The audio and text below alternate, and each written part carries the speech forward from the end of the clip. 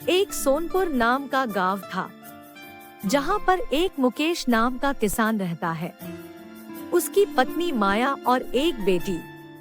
उसके बेटी के सर में बाल नहीं होने के कारण वो बहुत ही बदसूरत लगती थी, जिसकी नाम पुष्पा थी। और मुकेश अपने खेतों में ही काम किया करते थे। पुष्पा और माया दोनों माँ बेटी घर में ही रहा करती थी। एक दिन की बात है, तबीयत खराब होने की वजह से मुकेश का देहांत हो जाता है और वह दोनों माँ बेटी बहुत ही रोने लगती है। अब उसके घर में कमाने वाला भी कोई नहीं रहा।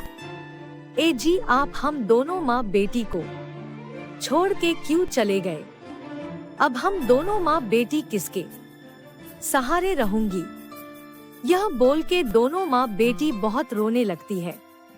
उसके अगले दिन माया अपने गांव के ही सेठानी के घर में साफ सफाई का काम करने लगती है। ऐसे ही दिन बीत रहे थे। एक दिन की बात है, माया का भी अचानक तबीयत खराब हो जाती है और वह काम पर भी नहीं जा पाती है। अब तो माँ का भी तबीयत खराब हो गया और मैं ऐसे ही हाथ पर हाथ रखकर बैठी रही तो हम दोनों माँ बेटी ऐसे ही मर जाएंगे। अब मुझे ही कुछ करना होगा। फिर पुष्पा अपने माँ के पास जाती है और बोलती है, माँ, घर में एक भी पैसे नहीं है और खाने के लिए कुछ भी नहीं है और आपका तबीयत भी खराब हो गया है। अब मुझे काम पर जाना होगा। मैं काम करने जा रही हूँ जहाँ आप काम करने जाती हो। बेटा, तुम काम नहीं कर पाओगी। तुम्हारा तो अभी उम्र नहीं हुआ है। तुम कैसे करोगी? माँ, मैं काम कर लूंगी। जब तक आपका तबीयत ठीक नहीं होगा तब तक मैं काम करने जाऊंगी और काम करके जितने भी पैसे मिलेंगे उन पैसों से खाने के लिए कुछ सामान और आपके लिए कुछ दवाइयाँ भी ले आऊंगी। ठीक है बेटा, जाओ, लेकिन अच्छे से काम करना। ठीक है माँ, मैं जा रही हूँ। यह बोलकर पुष्पा काम करने के लिए चली जाती है। जब सेठानी के घर पहुँचती है तो पुष्पा का शक्ल देखकर सेठानी बहुत हंसती है, क्योंकि पुष्पा के सर में एक भी बाल नहीं था। वह बिल्कुल गंजी थी और देखने में भी बदसूरत लग रही थी। अरे, तुम कौन हो और यहाँ क्या कर रही हो? मेरी माँ यहाँ पर काम करने आती थी।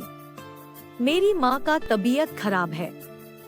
जब तक माँ का तबीयत ठीक नहीं होता तब तक यहाँ पे मैं काम करूँगी। नहीं बेटा, अब मैं दूसरी नौकरानी को भी रख ली हूँ।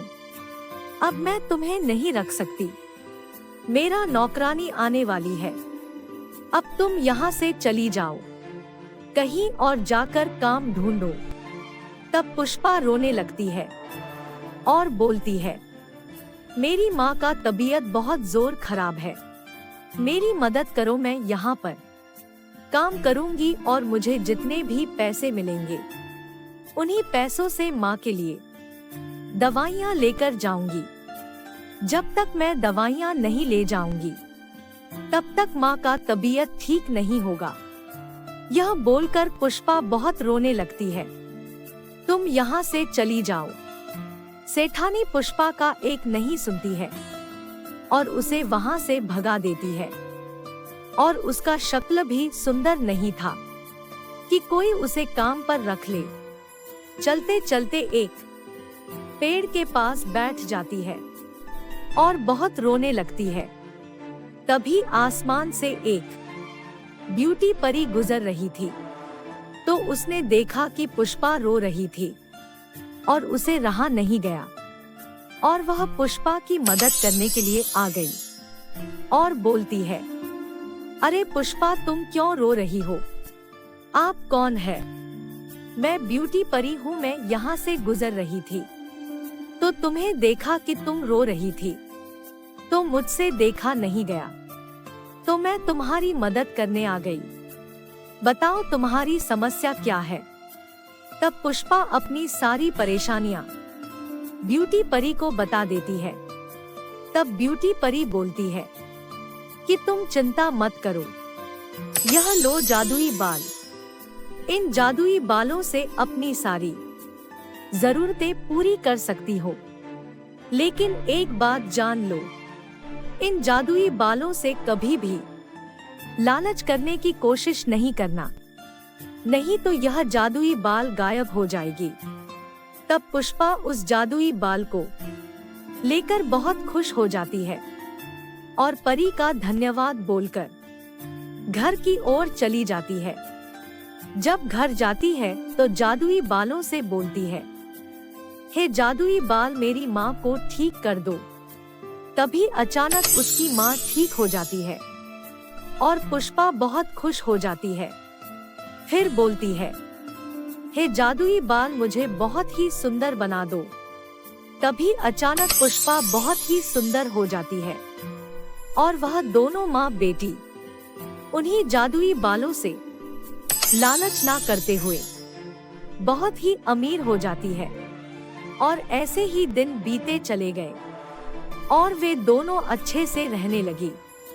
दोस्तों, यह हमारी कहानी आपको अच्छी लगी होगी तो वीडियो को लाइक करें और चैनल को सब्सक्राइब जरूर कर दें।